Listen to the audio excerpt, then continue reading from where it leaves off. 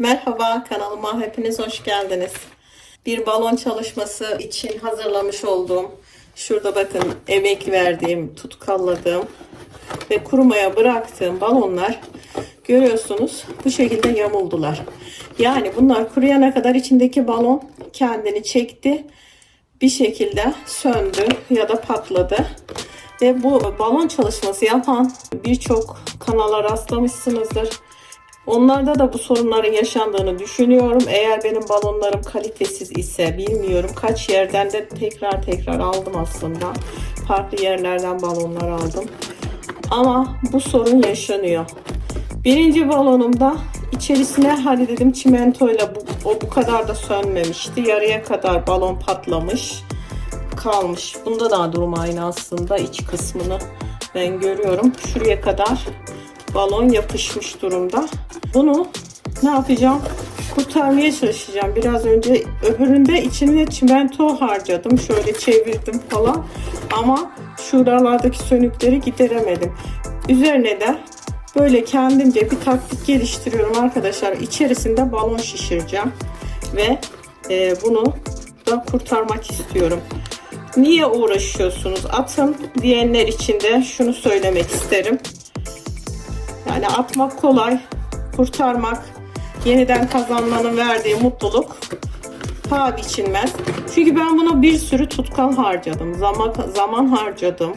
Yani tabii ki son çare belki de atmaktır ama onun bu haliyle de ben proje yapabilirim. Ama neden hep böyle oluyor? Neden sizin de başınıza bunlar gelsin? Bunların olmaması için böyle bir yöntem geliştirdim. Ve gerçekten işe yarıyor. Birinci balonda işe yaradı. İçinde çimento olduğu için. Bakalım bunda da işe yarayacak mı?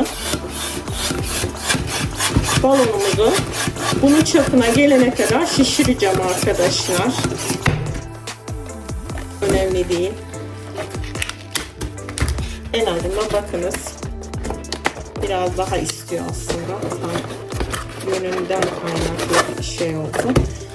Biraz daha çevirerek ağız kısmını tam şuraya getireceğim.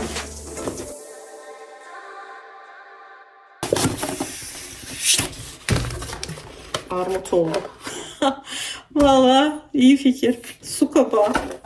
Arkadaşlar bu yöntemi denerken su kabağı yapmak isteyen varsa bu da deneyebilir yani. Biraz daha şişir, oldu sana su kabağı. Vallahi iyi söz. Bir de patlatmayın da. Alın size su kabağı.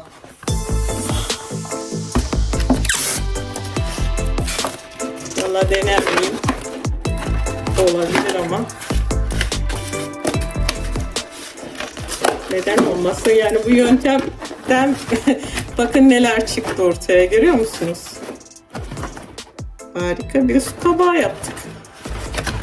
Armut. Biraz armutumsu. Olsun. Şurayı bantlayacağım kağıt bandıyla. Arkadaşlar bakın gayet güzel kurtarma operasyonumuz başarılı oldu. Yani diğerinde içine çimento koymuştum ama onu yaparken aklıma geldi. Çünkü buralarda sönüklükler olmuştu. Ve ondaki o sönüklükler de gitti.